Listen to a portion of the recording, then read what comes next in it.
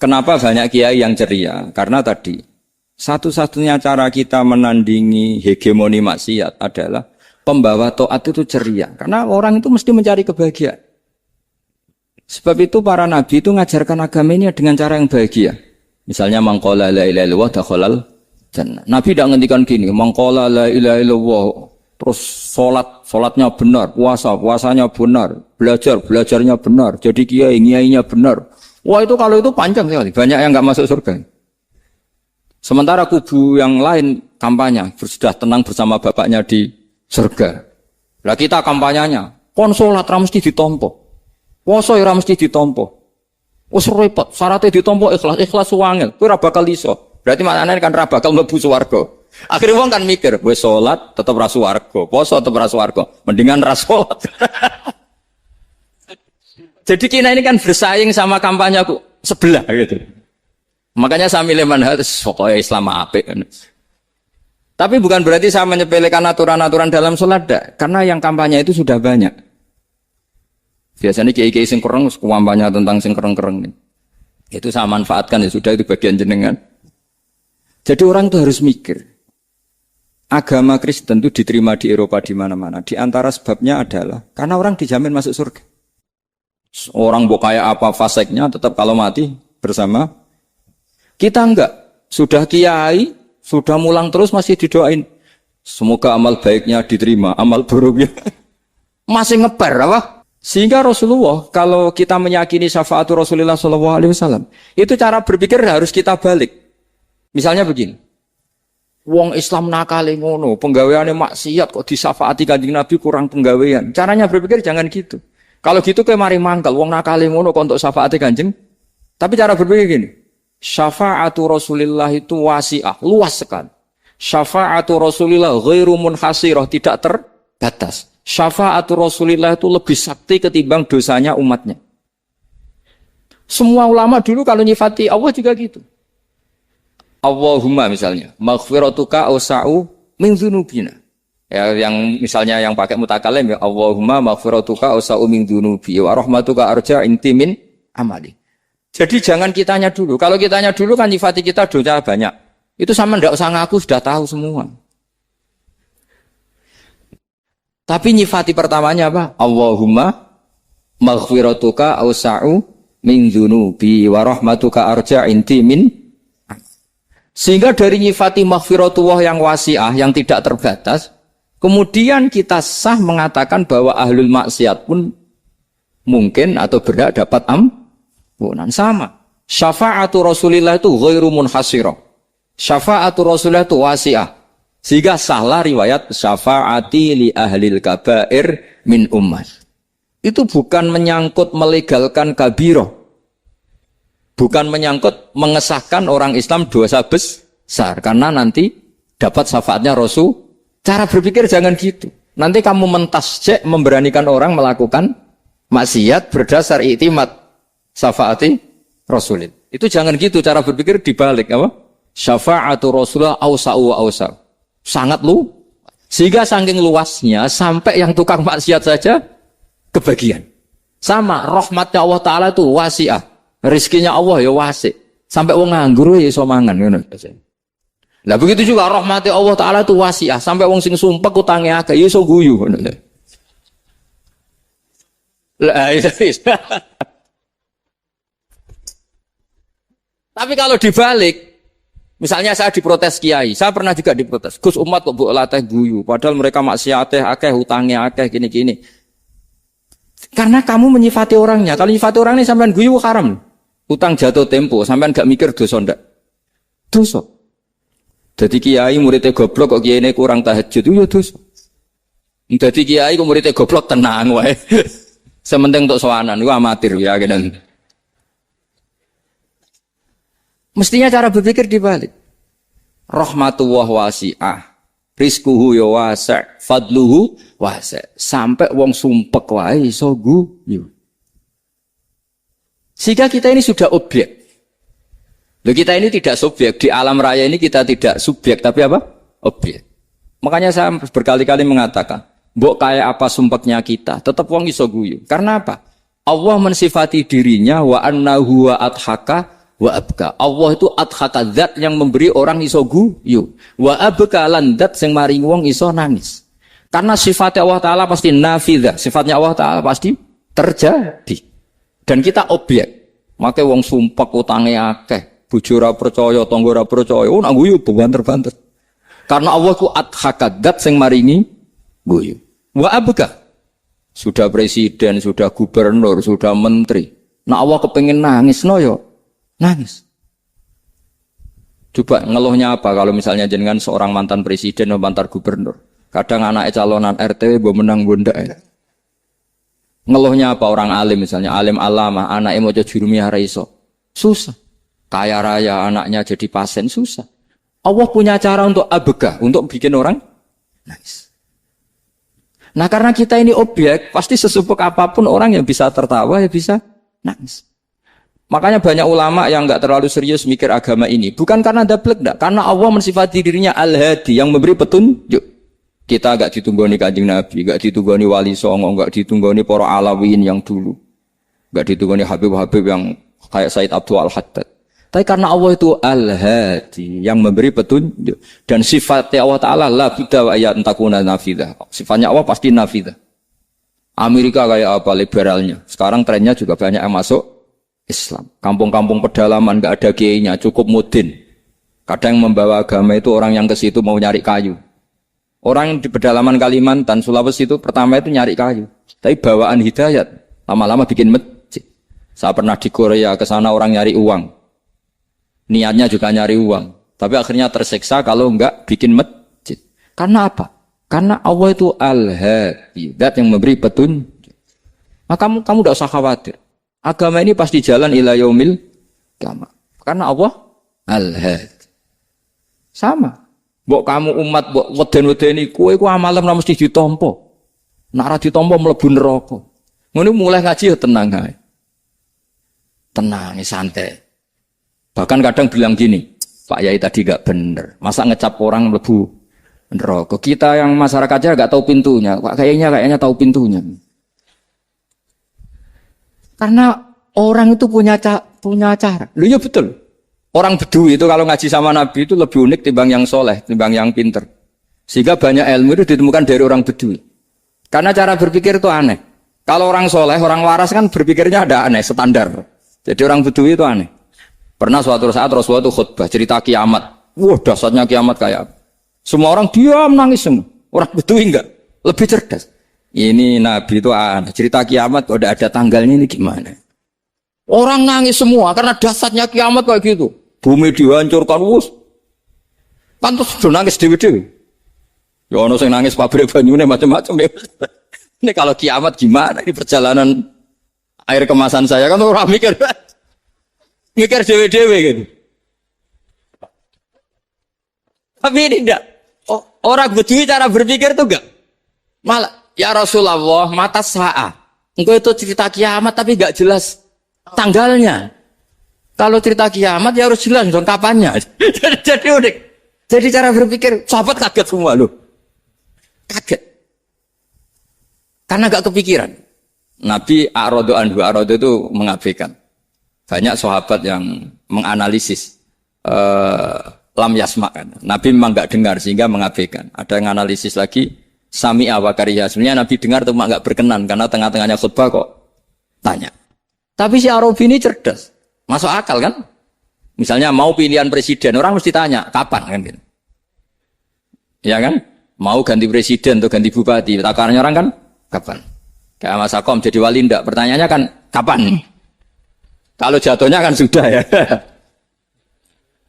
Sehingga tanya, mata sa'ah ya Rasulullah. Lama-lama Nabi diangen-angen, bener juga orang ini, saya cerita kiamat kok gak jelas kapannya. Ini Nabi menjawab. Tapi karena Nabi orang-orang yang sangat pinter, tanya balik. Ma'adat talah. Lalu kalau kamu berani tanya kiamat kapan, saya tanya balik. Ya persiapan kamu apa? Jawabnya santai saja. Fawwah ma'adatullah kabira sholatin wala siyamin walakinni uhibbuka ya Rasulullah. Saya enggak menyediakan apa-apa, salat saya biasa aja, maksudnya standar. Ya kira-kira 5 waktu pas. Ya jenis saya lah kira-kira. Wala kabira siyamin, dan saya puasa ya standar saja pas.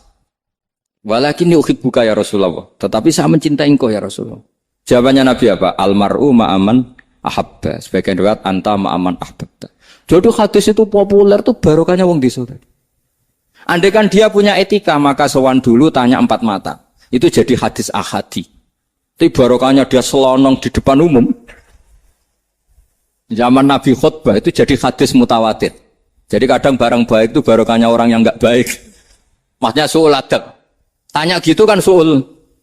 Tapi itu barokah. Akhirnya hadis itu mutawatir. Karena didengar ribuan sahabat yang mendengarkan khutbahnya Rasulullah. Tapi kalau hadis itu satu-satu kan. Khassani bidzalika Rasulullah. Khassani bidzalika Rasulullah. Itu nanti jadi hadis ahadi. Yang kualitasnya jauh di bawah hadis mutawatir. Jadi barokahnya orang su'ul adab itu ya ada. Karena Allah yang mendesain ini. Akhirnya kata sahabat, kata Anas bin Malik, mereka itu mangkelnya bukan main sama Arabi tadi, karena tanya enggak sopan sama Rasulullah. Tapi setelah Nabi jawab, almar'u ma'aman habba, fama farihu bisyai'in farohahum bidzalika batal. Mereka enggak pernah senang dengan hadisnya Nabi, sesenang riwayat almar'u ma'aman ahabba. Barokahnya Arabi, Bedui. Makanya saya sebagai kiai ini, Bedui saya tak pertahankan ila yaumil qiyamah. Karena umat ini pernah terbarokai oleh orang apa? Bedui. Barokai suladab tadi. Jadi mohon ini supaya majelis ini kan majlisul iltorti Rasulullah, coba terlatihlah mengatakan Allah itu subjek, Allah itu al-fa'ilul mukhtar, Allah itu al-fa'ilul mukhtar, Allah itu yang menentukan alam ini. Dan Allah mensifati dirinya wa annahu huwa adhaka wa abka. Allah itu zat yang memberi orang itu bisa tertawa. Dan Allah juga yang memberikan orang itu bisa menangis. Mbok kayak apa kamu neror umat? Wah, amal enggak mesti diterima gini-gini. Ternyata ning majelis nangis sih. Mulai guyu. Padahal guyu-guyune ngenyek tenane. Daripada apa ya agak-agak merodok orang yang dohirnya beda dengan batinnya. Enggak perlu distatuskan seperti itu. Ya sudah biasa saja. Jadi fi muqaddimihim, imam besar dalam manhaj ini namanya Abul Hasan apa? Asyadili. Abul Hasan Asyadili itu kalau ada orang tanya gini, Beb saya ini susah, sholat saya tidak mesti diterima Allah gini-gini, marah. Enggak usah. Kafa bika jazaan an radiyaka laka ahlan. Sudah kamu ditakdir pernah sujud itu sudah keren.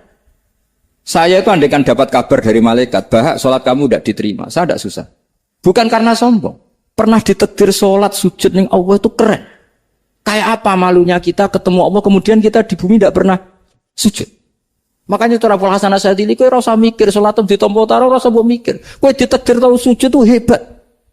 Kafa bika jazaan an radiyaka laka ahla. Cukup kamu mendapat balasan dari Allah, kamu pernah ditakdir sujud. Gak perlu ngaji alim alamas, gowo sawi ngalor ngidul jalalain keren. Paling gak malaikat pernah melihat kamu, gowo tak kitab kudi. Gak penting paham gak penting. Karena isra bakat paham Mas. Jadi Abul Hasan Asyadzili adalah orang yang dan itu Al-Hasani ya, dan itu Al-Hasani. Makanya macam-macam kita yang Al-Husaini sudah kita punya Faqih Muqaddam, punya banyak. Di Al-Hasani yang paling populer di antaranya adalah Abul Hasan Asyadzili. Beliau itu kalau ngendikan sesuatu itu positif terus. Termasuk itu ketika ada orang resah salat saya diterima ndak, kata beliau, wes kowe sing support nak, ditakdir tahu sujud. Saya itu sebetulnya kadang-kadang miris, wes salatku tompo ta ora, tapi saya sangat sadili. Sangat-sangat sadili. Saya enggak pernah berdoa ya Allah, ibadah kami jenengan terima ndak, karena takut kalau doa gitu keterusan itu terus ditompo ora ya. Akhirnya keterusan gitu. Akhirnya ngenes. Masa orang pernah sujud ngenes? Lama-lama gini setan masuk. Apa artinya saya sujud ternyata gak diterima? Lu wong kawula kok iskal tentang pernah sujud. Itu kan ibarat gini, kamu ngasih uang sama orang tua kamu, misalnya Habib Soleh ngasih uang Habib Ali, terus apa artinya tak kasih, kemudian beliau tidak terima kasih, itu kan lucu. Terima kasih, tidak terima kasih, seorang anak ngasih orang tua itu keren. Makanya saya bangga dengan Habib Soleh ketika beliau mengumrohkan Habib Ali, sudah mendaftarkan haji Habib Ali. Gak usah mikir diterima apa enggak. Wes keren, itu sudah perilaku yang keren, yang hebat. Makanya saya sering ada orang mau cerai tanya saya, Gus saya ini cerai gak, istri saya kurang ajar gini. Gak usah. Lha bojo kula judes. Wong di bojo iku wis keren, paling gak kowe ra darani jomblo.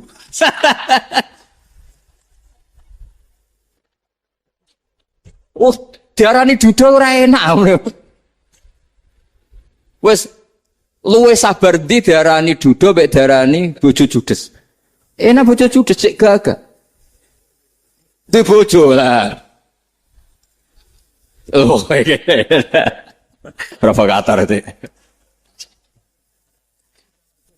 Jadi kafabiga jazaan an radiyakala ka'alam. Sudah ditedir pernah sujud itu sudah keren. Dulu ulama ala hadan nampak. Ulama dulu cara berpikir seperti itu. Makanya ulama dulu kalau nafsiri wasjud waqtarib sudah pernah sujud. Di Quran enggak pernah. Ada ayat wasjud san sujudo siro ingkana kada wa kada ingkunta mutayakinan bikobuli sujudi. Kan ada sujud ya sujud saja. Tidak usah mikir makbul apa tidak makbul. Sudah kalau sujud pasti waqtarib. Terus saya sebenarnya ya sebagai orang ya kadang wedi. Salatku ditompo ta ora. Tapi kalau keterusan nanti ada was-was yang mengatakan opo artine sholat. Lu tuh kan ngeri seorang hamba sing uripe ning bumine Allah kemudian menyoal pernah sholat hanya karena takut gak diterima. Itu kan geblek banget. Saya jenis kiai yang di partai itu. Saya ada tahu kalau kening dikom. Di umat masa kamu gak ada keren iblis. Jadi, nah nanti kalau misalnya ada manhajnya Habib Soleh yang tidak seperti itu tidak apa-apa. Mungkin supaya orang nggak takabur, nggak fakhr. Sehingga makanya mulai dulu lama itu ya partainya kalau nggak rojak ya hauf. Nah saya ini yang terang-terangan ikut partai rojak saja, Pak. Partai rojak. Karena banyak yang sudah di partai hauf. Tapi saya rojak yang bil ilmi tadi. Makanya Sayyidina Umar radhiyallahu anhu itu yang namanya sama sujud. Saya itu punya kitab. Habib Soleh pernah tak tunjukin tulisan tangan saya. Muji-muji sujud. Sayyidina Umar ketika ditusuk seorang gila itu Majusi. Abu Lu'lu' terkenalnya itu. Itu Hulamul Mughirah terkenalnya.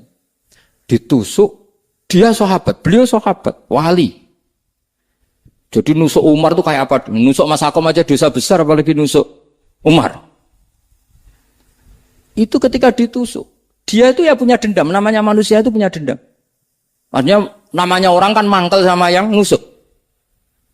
Kalau orang mangkel itu inginnya kan yang nusuk itu masuk neraka. Tapi apa kata Umar? Ngendikan gini, tanya pertama. Yang nusuk saya siapa? Orang Majusi. Orang Majusi, Hulamul Mughirah. Alhamdulillah, alladzi lam yaj'al maniyati biyadi rajulin lam yasjud laka sajdatan yuhaju biha indaka yaumal qiyamah. Saya itu senang Gusti, yang nusuk saya orang yang nggak pernah sujud sama jenengan. Jika kalau saya dendam supaya dia masuk neraka, saya nggak takut orang itu nuntut sama saya. Tapi kalau dia pernah sujud, pernah sholat, kemudian dia masuk neraka karena nusuk saya, kemudian dia berargumentasi, saya pernah sujud ya Allah, kenapa engkau masukkan neraka? Saya tidak berani jawab ya Allah. Saking hormatnya sama yang namanya sujud. Jadi kamu dendamnya kesampaian, cara Jawa ya. Dendam dengan tanda kutip ya, tidak makna semestinya. Jadi mangkel mbek sing nusuk, nak mlebu neraka pantas, wong ora tau sujud wae Gusti gitu. Tapi kalau pernah sujud, kemudian dia masuk neraka karena saya, bisa yuhajuni biha yaumal qiyamah. Jadi kayak apa sujud? Saya apa? Nabi itu kalau muji sujud sampai ngingetkan wa hatta takuna sajdatul wahidatu khairan minad dunya wa ma fiha. Nanti kalau kamu di akhirat ketemu Allah, kenangan terbaik kita apa? Di dunia pernah sujud. Keren aku. Cara ning pondok wis tau bayar seharian lho. Cara sowan kiai tau ngampopi Mas. Wis go jajan nih. Nah tapi kadang setan itu masuk tadi. Apa artinya sujud gak mesti ditompo, apa artinya sowan Habib ngaturi ra mesti ditompo, ngaturi kiai.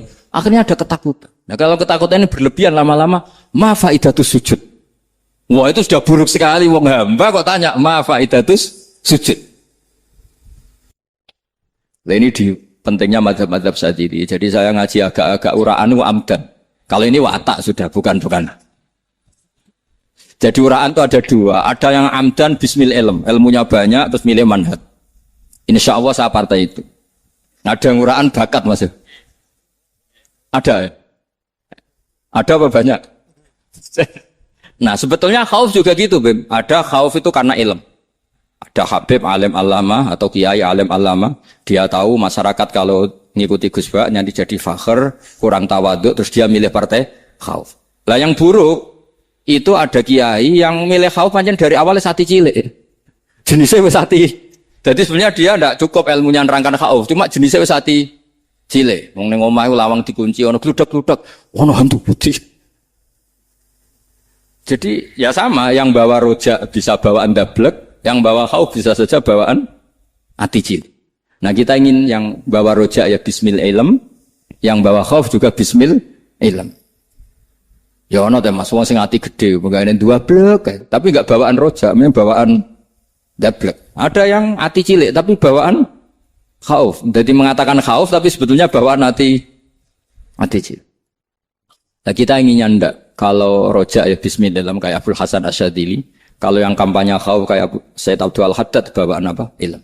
Sehingga kita ini Qul inni ala bayyinatin mir rabbi. Semua itu berdasar ilmu sing jelas welo-welo. Makanya semua nabi memaklumatkan apa? Qul inni ala bayyinatin mir rabbi. Jadi semua ilmu syaratnya apa?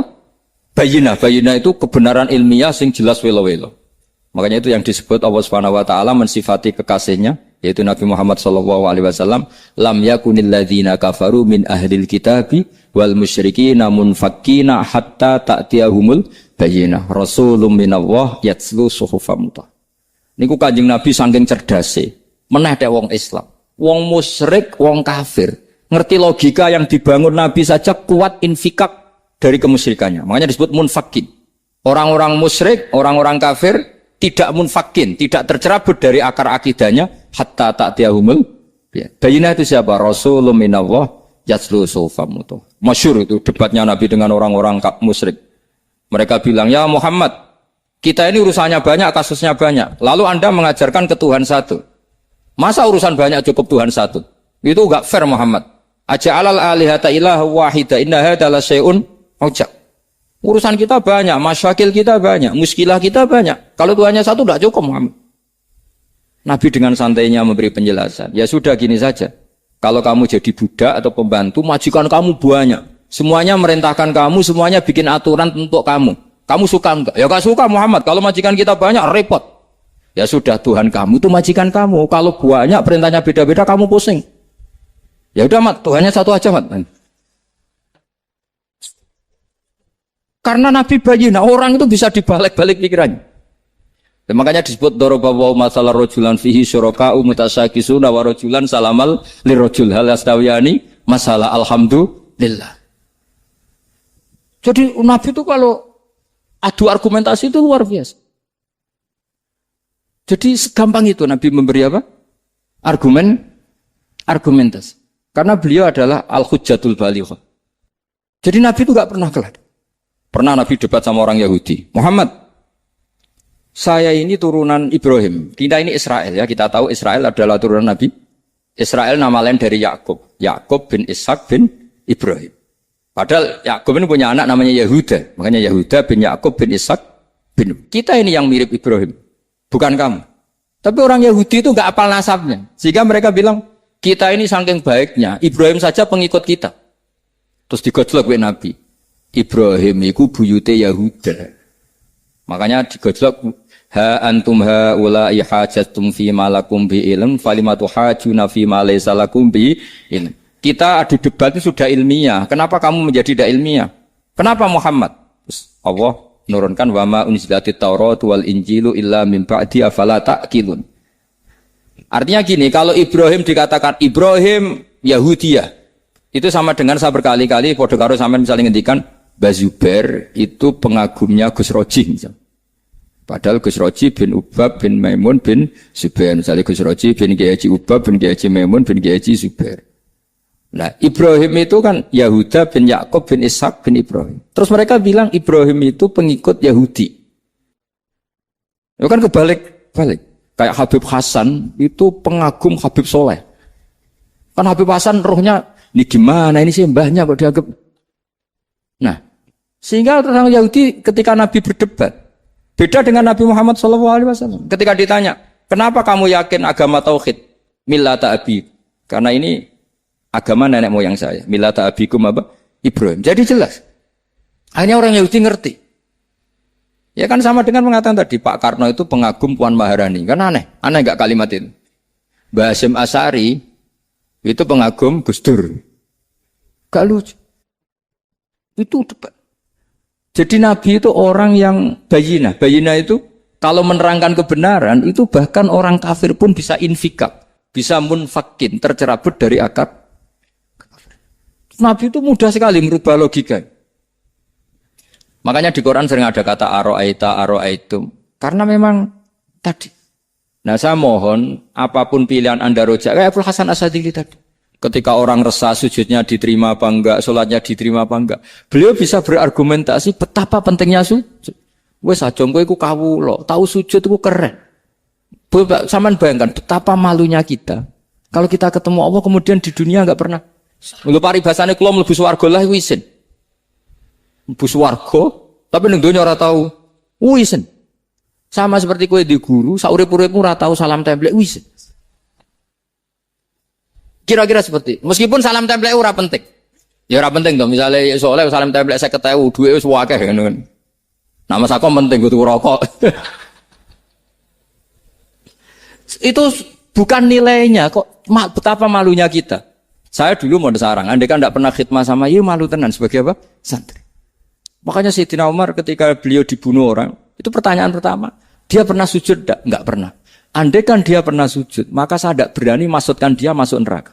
Takutnya dia protes sama Allah, ya Allah saya pernah sujud, kenapa harus di neraka?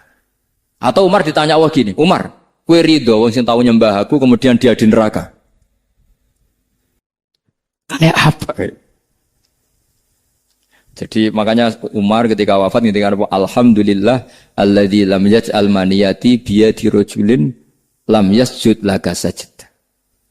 Ya jadi saya mohon sekali jadi majelis ini sebuah majelis mubarak, caranya tauhidnya dibenarin. Apa tauhidnya dibenarin? Jadi Allah itu adhaka wa abka, Allah itu al-hadi, Allah itu ar-razzaq. Sehingga menteri ekonomi mbok salah rumusnya lah wong tetep mangan. Mergo Allah itu ar-razzaq. Mbok negara dikelola keliru lah wong tetep mangan, wong Allah itu harus. Kiai rada akeh sing di masalah. Tapi ya tetep agama ini jalan. Lho andai kan syaratnya agama ini kiai ini bener. Wah ya repot.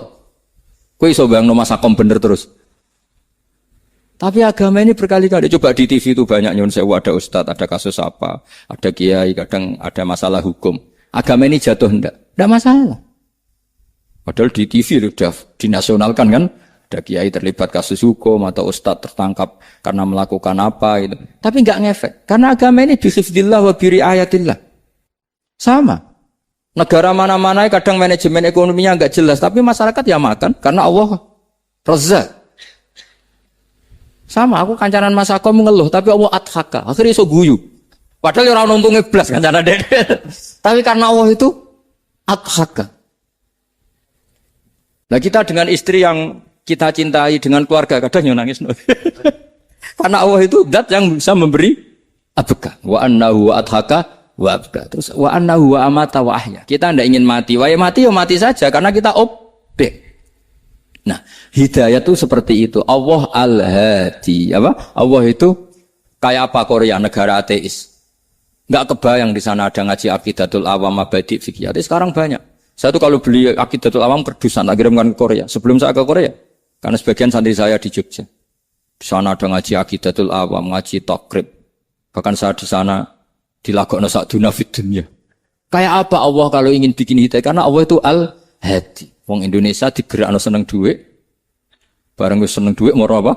Korea. Setelah di Korea tersiksa karena enggak ada tempat sujud. Akhirnya urunan. Segampang itu kalau Allah menghendaki. Itu enggak dibenem MUI, enggak dibenem. Karena Allah al-hadi. Jadi saya mohon sekali tauhid ini dibenerin dulu. Allah tetap al-fa'ilul mukhtar, apa? Al-fa'ilul mukhtar. Sehingga Allah mensifati dirinya adhaka. Mbok kamu bendung kayak apa, orang ngaji saya tetap guyu. Sekarang iso mbuli saya, oh Gus Bapak ngaji sejak guyu. Allah yang memberikan guyu kamu itu. Andai kan sesuai status kamu, kowe ora ngarep guyu. Utang akeh, jatuh tempo, bojo ora percaya. Gede-gede kayak paham. Ya jadi ini tak izzatkan Jenengan saya ini tadi bawa kitab Fathur Rahman di Thalibi Ayatul Quran, mau tak kasihkan hadiah ke saya Umar Hafid sebagai penyempurna karena beliau sudah Al-Husaini. Semoga ini dapat barokahnya Al-Hasani. Ini dikarang oleh zurianya Abdus Salam bin Masis. Abdus Salam bin Masis adalah guru dari Abul Hasan apa? Asyadili. Jadi kita tahu Sahibul Hikam Ibnu Athaillah As-Sakandari muridnya Abul Abbas Al-Mursi. Beliau muridnya Abul Hasan Asyadili. Beliau muridnya Abdus Salam bin Masis. Yaitu alami zada ini min dzurriyyati Abdus Salam bin Masis. Jadi ini Al-Hasan. Jadi ini sudah klub karena mulai dulu ya tradisinya gitu. Banyak sahabaib ngaji barojak, bafadol. Nanti yang bafadol barojak yang ngaji Habib lagi. Seperti sanadnya Soleh di Sarang. Ya Soleh ngaji Bahmun. Tapi Bahmun ngaji Sayyid Alawi, Sadat ya. Ngaji Sayyid Zaini Dahlan. Nanti setelah Sayyid Zaini Dahlan ngaji Ajam lagi Usman Adim Yati. Jadi ya biasa mulai dulu silsilah ya seperti itu. Jadi seperti dulu Ibnu Abbas termasuk Qorobatu Rasulillah. Jadi dulu Qorobatu Rasulillah itu Bani Hasyim sama Bani Muttalib. Tapi kalau sekarang ya tentu para Sadat, para Habaib. Dulu biasa Ibnu Abbas ngaji ke Zaid bin Sabit. Itu Ibnu Abbas yang mencium tangannya Zaid bin Sabit. Tapi Zaid bin Sabit juga mencium tangannya Ibnu Abbas karena Qorobatu Rasulillah sallallahu alaihi wasallam. Jadi saya mohon semuanya itu insaf bil ilm ya, insaf bil ilm. Kayak tadi munfakina hatta ta'tiyahumul bayin. Jadi bayina itu orang yang kalau menerangkan itu memberi penjelasan sing jelas welo itu. Itu siapa? Rasulun minallah yatslu suhufam mutahharam. Al-Fatihah.